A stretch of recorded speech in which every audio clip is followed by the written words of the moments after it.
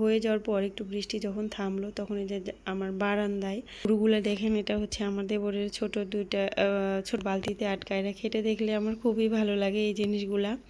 তো সুন্দর একটা দৃশ্য ভিউজ দেখা যায় মাশাআল্লাহ।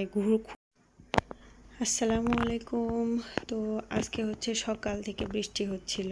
তো বৃষ্টির দিনে এই জানালা দিয়ে আমার হচ্ছে রুম থেকে বাহিরের এই মানে আমি শ্বশুর বাড়িতে এসেই বিয়ের পরে যে রুমটাতে উঠছিলাম সেগুলো দেখা যায়। তো এটা হচ্ছে আপনাদের পুরাতন বাড়ি। এই যে এই বাড়িটা আমার দেবর নতুন করে করছে। আর এই যে সামনে এটা হচ্ছে আমার ভাসুরের বাড়ি, ওরা থাকে। আর এই যে এই একটা রুম দেখতেছেন, এইটাতে আমি হচ্ছে এসে উঠছিলাম। এর সাথে আরও দুইটা রুম ছিল, রুমগুলো ভেঙে ফেলছে। তো অনেক কথা আসলে মনে পড়তেছিল। আর ঝুম বৃষ্টি হচ্ছিল ওই সময়, আকাশে দেখেন অনেক মেঘ। তো এরপরে বৃষ্টি হয়ে যাওয়ার পর একটু বৃষ্টি যখন থামলো তখন এই যে আমার বারান্দায় এরকম বৃষ্টি একদম হয়ে গেছে বৃষ্টির পানিতে। তো এটা আমার হচ্ছে ঝাড়ু দিয়ে করে দিতে হয়, মানে পানিগুলো ফেলাই দিতে হয়, না হলে দুহাত দেহান হচ্ছে পানিতে এসে পা পিছলে পড়ে যায়। তো আমি এই জায়গাটা হচ্ছে পরিষ্কার করে দিলাম। আর পরিষ্কার করে দেওয়ার পর হচ্ছে দেহান খুব কান্নাকাটি করতেছিল বাইরে যাওয়ার জন্য। ছেলেটা সকাল থেকে একবারও বাইরে যায়নি, ওই বেশিক্ষণ বাড়ির ভিতর থাকতে পারে না। তো কিছু করার নাই, ওকে এরকম নিয়েই আমি হচ্ছে বাহিরে বের হয়ে গেলাম। তো ওকে আসলে ও যখন কান্নাকাটি করে অনেক বেশি জোরে জোরে কান্না করে বাইরে যাওয়ার জন্য।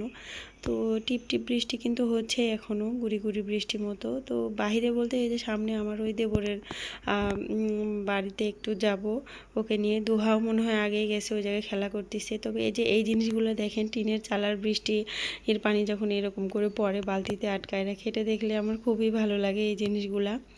তো এই যে এটা হচ্ছে আমাদের বাড়ি। আর এই যে সামনের উঠানে দেখেন পানি বেজে গেছে এই জায়গাটাতে।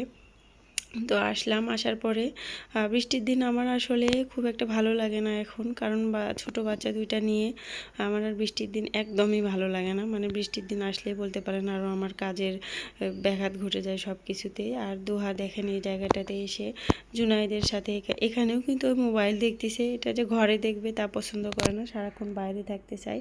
আর এই যে গরুগুলো দেখেন, এটা হচ্ছে আমার দেবরের ছোট দেবরের দুইটা গরু। মাশাল্লাহ বলবেন, গরু দুইটাকে ভ্যাম্পায়ারের মতো লাগতেছিল দেখতে। তো আমি আসলে ওদের বেডরুমে আসছি এই কারণে, এই দরজাটা খুললে দেখেন কত সুন্দর একটা দৃশ্য ভিউজ দেখা যায় মাশাল্লাহ। খুলেই হচ্ছে একটা পুকুর।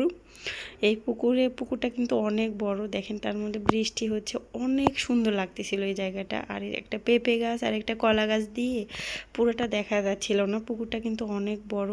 এই দরজাটা খুললেই ফ্রেশ একটা অক্সিজেন চলে আসে, আর মন এমনিতে ভালো হয়ে যায়। দুহা এখানে কী জন্য যেন কাঁদতেছিল আমার মনে নাই, দেহানো পেছনে পেছনে